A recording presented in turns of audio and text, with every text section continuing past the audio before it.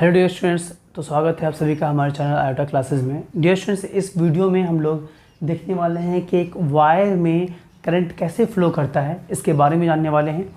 और इससे पहले के सारे और भी टॉपिक्स जो हैं इलेक्ट्रिसिटी का, वो मैंने कवर कर दिया है। अगर आपने अभी तक नहीं देखा है तो आप मेरे चैनल के प्लेलिस्ट में जाओ, वहाँ पर आपको इलेक्ट्रिसिटी क्लास 10 के नाम से एक प्लेलिस्ट मिल जाएगा और वहाँ पर आपको हर एक टॉपिक का वीडियो लेक्चर मिल जाएगा। तो देखो डियर स्टूडेंट्स, इसमें क्या बोल रहा है कि इस टॉपिक में हमें क्या बोल रहा है कि एक वायर में इलेक्ट्रिक करंट कैसे फ्लो करता है। एक्चुअली जब हम लोग बात करते हैं वायर की, यानी कि कंडक्टर वायर के बारे में बात करें हम लोग, ऐसा वायर जिसने मतलब कि जिसमें क्या हो कि करंट फ्लो कर सके। अब फ्लो क्यों करता है, हम लोग उस पर बात कर रहे हैं। तो होता है क्या कि मेटल और नॉन मेटल, जब इसकी बात करते हैं हम लोग, तो मेटल में क्या होता है कि उसके अंदर फ्री इलेक्ट्रॉन्स मौजूद होते हैं। अब ये फ्री इलेक्ट्रॉन्स क्या है, इसके बारे में थोड़ा जानो। होता क्या है कि जब हम लोग बात करते हैं कि एक तो हो गया इंसुलेटर और एक हो गया आपका कंडक्टर। तो कंडक्टर के अंदर क्या होता है कि जो मेटल वायर है वो हमारा कंडक्टर इसलिए होता है। सपोज ये अगर हमारा, देखो मैं मेटल वायर को थोड़ा सा जूम करके दिखा रहा हूँ कि ये मेरा मेटल वायर है, ठीक है। तो ये रहा हमारा मेटल वायर। इसके अंदर क्या होता है कि फ्री इलेक्ट्रॉन्स होते हैं, बहुत सारे फ्री इलेक्ट्रॉन्स होते हैं। अब ये फ्री इलेक्ट्रॉन्स कहाँ से आए भैया, ये फ्री इलेक्ट्रॉन्स जो है ये है, और ये जिधर उसका कोई डायरेक्शन नहीं होता है, तो ये किसी भी डायरेक्शन में मूव कर रहा है आपका। इसका कोई ऐसे फिक्स डायरेक्शन नहीं है अभी, ये किसी भी डायरेक्शन में मूव कर रहा है। तो ये सारे इलेक्ट्रॉन्स हैं इसके अंदर, फ्री इलेक्ट्रॉन्स हैं। तो ये फ्री इलेक्ट्रॉन्स इसके अंदर आया कहाँ से, अब ये समझो। होता क्या है कि जो आपका मेटल्स हैं, मेटल्स में क्या होता है कि उनकी जो एटम्स, क्योंकि हमें मालूम है कि दुनिया का कोई भी पार्टिकल जो बना है, जो दुनिया का कोई भी ऐसी चीज़ जो बनी है वो एटम से बना हुआ है। तो उनमें उनका जो एटम्स है, यानी कि इस वायर के अंदर जो उनके एटम्स हैं, तो एटम्स में क्या होता है कि देखो ये है हमारा, सपोज इसके अंदर जो है जो एटम है, तो सपोज ये एटम है, ठीक है ना, ये एटम, इसको मैं जूम करके यहाँ दिखा रहा हूँ। तो ये है रहा हमारा एटम। तो एटम बीच में हमारा क्या होता है, एटम के न्यूक्लियस होता है और उसके चारों ओर क्या होते हैं, इलेक्ट्रॉन्स मूव कर रहे होते हैं, है ना। तो ये यहाँ पर हमारा क्या होता है कि ये न्यूक्लियस है और यहीं पर प्रोटॉन भी हमारा मौजूद होता है। प्रोटॉन यहाँ पर है और इलेक्ट्रॉन्स हमें मालूम है कि इसके चारों ओर क्या होते हैं कि रिवॉल्व कर रहे होते हैं। तो ये हो गया हमारा इलेक्ट्रॉन्स जो कि इसके चारों ओर रिवॉल्व कर रहे हैं। तो ये हमारा इलेक्ट्रॉन्स हो गया यहाँ पर, ठीक है। तो होता ये है कि मेटल का जो एटम है, इसका जो स्ट्रक्चर होता है, एटम का स्ट्रक्चर, ये थोड़ा बड़ा होता है in comparison to non metals के। मेटल्स के जो एटम का जो स्ट्रक्चर होता है वो थोड़ा बड़ा होता है, और इसके जो आउटर मोस्ट सेल, यानी कि जो बाहरी जो सेल हैं, जो सेल ये जो आपका जो ये न्यूक्लियस है, इससे काफ़ी दूर होता है, थोड़ा दूर होता है, जिसकी वजह से क्या होता है कि इलेक्ट्रॉन जो है आपका वो बहुत ही इजीली स्किप आउट हो जाता है। तो अब समझो कि यहाँ पर एक एटम है और इस एटम से एक इलेक्ट्रॉन, मैं मानता हूँ कि चलो ठीक है, एक एटम से एक ही इलेक्ट्रॉन सपोज अगर वो स्किप आउट हो रहा है, तो जब ये बाहर निकलेगा तो बाहर कहीं तो जाएगा। तो यहाँ से ये इलेक्ट्रॉन स्किप आउट हो गया। अब ये इलेक्ट्रॉन क्या होगा कि जिधर मन तिधर ही मूव करता रहेगा। अब इस मेटल के अंदर, ये जो मेटल है हमारा, ये मेटल है हमारा, ठीक है ना। इस मेटल वायर के अंदर, मेटल वायर, तो इस मेटल वायर के अंदर बहुत सारे एटम्स हैं, बहुत सारे एटम्स से मिलकर बना है। तो जितने सारे एटम्स हैं उतना ही इलेक्ट्रॉन्स उससे स्किप आउट हो गया है। तो इसी को हम लोग बोलते हैं फ्री इलेक्ट्रॉन्स। अब वो क्या हो गया कि वो इलेक्ट्रॉन्स, अभी इस इलेक्ट्रॉन का कोई डायरेक्शन नहीं है, ये जिधर मन तिधर, मतलब जहाँ इसका मन होगा ये मूव करता जाएगा। तो ये मूव कर रहा है, हमारे इलेक्ट्रॉन्स मूव कर रहे हैं, ठीक है। बट होता क्या है कि जैसे ही इसको कनेक्ट करते हैं हम लोग बैटरी से या इसके सेल से, जैसे ही कनेक्ट करते हैं तो इसका डायरेक्शन भी जो जहाँ अलग अलग है वो पूरा डायरेक्शन एक तरफ हो जाता है, किसी एक डायरेक्शन में चला जाता है, मूव हो जाता है। कैसे, अभी वो भी मैं बता रहा हूँ आपको कि जैसे कि अगर ये रहा हमारा, अब जैसे ही इसको जो है ना हम लोग कनेक्ट करेंगे, तो देखो मैं इसको कनेक्ट कर रहा हूँ सेल से। अगर जैसे ही इसको मैं कनेक्ट करूँगा, तो जैसे ही मैंने इसको सेल से कनेक्ट किया, ये पॉजिटिव टर्मिनल एंड ये नेगेटिव टर्मिनल, तो जैसे ही इसको मैंने कनेक्ट कर दिया सेल से, तो अब जो है इलेक्ट्रॉन का जो डायरेक्शन है, देखो ये नेगेटिव टर्मिनल ये है तो नेगेटिव से पॉजिटिव की तरफ जाएगा ना, तो अब जो इलेक्ट्रॉन का जो डायरेक्शन है वो सिर्फ एक ही डायरेक्शन में हो जाएगा, वो नेगेटिव टू पॉजिटिव। सारे इलेक्ट्रॉन्स जो हैं एक डायरेक्शन में आ जाएगा आपका, सारे इलेक्ट्रॉन्स जो है वो एक ही डायरेक्शन में अब आपका जो है इलेक्ट्रॉन्स वो मूव करने लगा। तो यही रीज़न है कि वायर से जो है हमारा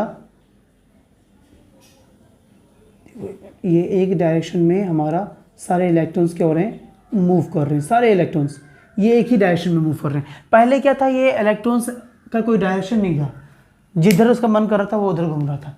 बट जैसे ही सेल लगाया हम लोगों ने, इसका बेस्ट एग्जांपल जैसे आप ये भी बोल सकते हो कि जैसे प्लेटफॉर्म में क्या होता है कि जितने भी पैसेंजर हैं वो तब तक भटकते रहते हैं, इधर उधर घूम रहे हैं, जब तक क्या होता है कि ये हॉर्न नहीं देते हैं ना। तो जैसे ही ट्रेन ने हॉर्न दिया तो वैसे ही क्या होता है कि सारे पैसेंजर एक ही डायरेक्शन में मूव करना स्टार्ट करते हैं, वो सब ट्रेन के ऊपर चढ़ना स्टार्ट करते हैं। बिल्कुल बिल्कुल वही चीज़ यहाँ भी आपका कि जैसे ही सेल अपन लगाते हैं इस वायर में, तो जो इलेक्ट्रॉन जिसका भी कोई डायरेक्शन नहीं था वो सारे एक डायरेक्शन में मूव करना स्टार्ट कर देता है, पॉजिटिव टू नेगेटिव इस डायरेक्शन में मूव करना स्टार्ट कर देता है। तो यही रीज़न है कि क्या होता है कि हमें जो बोल रहा था कि वायर में करंट कैसे फ्लो करता है। अब क्या हुआ कि जब ये इलेक्ट्रॉन जब हमारा एक डायरेक्शन में मूव करना स्टार्ट कर दिया, तो अब क्या हो गया कि करंट ये एक क्लोज सर्किट भी बन गया और करंट जो है हमारा फ्लो करना स्टार्ट कर देता है। तो यही रीज़न है हमारा कि वायर में जो आपका जो करंट जो फ्लो करता है, ये रीज़न है। पहली बात तो ये कि उसका जो एटम है वो क्या होता है कि एटम का जो स्ट्रक्चर है वो बड़ा होता है in comparison to non metals. Non metals के जो एटम होते हैं ना, उसका जो सेल्स हैं, मतलब ऑटोमोस्ट सेल जो हैं वो बहुत काफ़ी क्लोज होते हैं न्यूक्लियस से, जिससे क्या होता है कि वो टाइटली बॉन्डेड होते हैं, तो स्केप आउट नहीं होते हैं। यही रीज़न है कि उसमें से इलेक्ट्रिसिटी प्रोड्यूस मतलब फ्लो नहीं करता है। बट मेटल्स के केस में क्या होता है कि ये मेटल वायर है हमारा ना, ये क्या है, मेटल वायर है। तो इस केस में क्या होता है, मेटल वायर के केस में कि इसके अंदर फ्री इलेक्ट्रॉन्स होते हैं। फ्री इलेक्ट्रॉन्स मैंने बताया कि कैसे होते हैं, इलेक्ट्रॉन्स स्केप आउट हो जाते हैं एटम से, तो फ्री इलेक्ट्रॉन्स होते हैं। और इसका क्या होता है कि कोई डायरेक्शन नहीं होता है, ये जब तक डायरेक्शन नहीं होता है तब तक ये इलेक्ट्रॉन्स इनका ये अपने ही डायरेक्शन में मूव करते रहते हैं, जो भी इनका मन कर रहा। बट जैसे ही इसको सेल से कनेक्ट करते हैं अपन, तो बस ये सारे के सारे इलेक्ट्रॉन्स एक ही डायरेक्शन में मूव करना स्टार्ट कर देते हैं। तो यही था आपका इस टॉपिक के बारे में। चलो ठीक है, इसको जो मैं अभी डिफाइन करके नोट्स के साथ में दे देता हूँ, ताकि फिर या फर्दर आपको हेल्प करेगा। अगर एग्ज़ाम में ये टॉपिक आते हैं तो आपको कैसे लिखना है वो नोट्स से आपको मिल जाएगा। तो डियर स्टूडेंट्स, अब जो है हम लोग उसका डेफिनेशन देख लेते हैं। तो सबसे पहले तो मैंने समझाया था आपको पहले कि ये जो हमारा क्या है कि मेटल वायर है जो कि किसी सेल से कनेक्ट नहीं है। तो क्या होगा हमारा, जब ये किसी सेल से कनेक्ट नहीं है तो इलेक्ट्रॉन का जो डायरेक्शन होगा वो किधर भी हो सकता है ना, इलेक्ट्रॉन किधर भी मूव कर सकता है। और मैंने बताया था एटम के बारे में आपको। और ये हो गया हमारा क्या कि इलेक्ट्रॉन जब इसको सेल से कनेक्ट कर देंगे तो इलेक्ट्रॉन का जो डायरेक्शन है वो किसी एक डायरेक्शन में, यानी कि नेगेटिव टू पॉजिटिव डायरेक्शन में हमारा जो है इलेक्ट्रॉन वो मूव करने लगेगा। तो यही बात जो है मैंने यहाँ लिख दिया है कि when metal wires has not connected to a source of electricity like cell और बैटरी। जब मेटल वायर को किसी चीज़ से कनेक्ट नहीं किया गया था, मतलब इलेक्ट्रिक सोर्स से जब कनेक्ट नहीं किया गया था, तो क्या हो रहा था कि the electron present in it move at random in all the direction between the atoms of the metals wire. यानी कि जो मेटल के अंदर जो एटम्स हैं उसके किसी उस डायरेक्शन में क्या हो रहा था, हमारा किसी भी डायरेक्शन में इलेक्ट्रॉन जो है वो हमारा वो मूव कर रहा था। बट जैसे ही इसमें हम लोगों ने सेल से कनेक्ट करा, तो when a source of electricity like cell और बैटरी ना connected with the end of the metal wire, जैसे ही हम लोगों ने क्या करा, मेटल वायर के एंड पर सेल या बैटरी कनेक्ट करेंगे या कनेक्ट करा, तो क्या होगा कि then an electric force act on it. तो उस चीज़ पे क्या होगा, इलेक्ट्रिक फोर्स एक्ट करना स्टार्ट कर जाएगा। देन क्या होंगे हमारे, क्योंकि इसके अंदर इलेक्ट्रॉन्स मूव कर रहे हैं और यहाँ से भी क्या होगा हमारा कि सेल से इलेक्ट्रॉन्स मूव करना स्टार्ट करेगा नेगेटिव टू पॉजिटिव डायरेक्शन में। तो मैंने यहाँ लिख भी दिया है कि डायरेक्शन ऑफ इलेक्ट्रॉन देखो हमारा नेगेटिव से पॉजिटिव की तरफ है, और ये डायरेक्शन ऑफ करंट है जो कि पॉजिटिव से नेगेटिव के तरफ जा रहा है।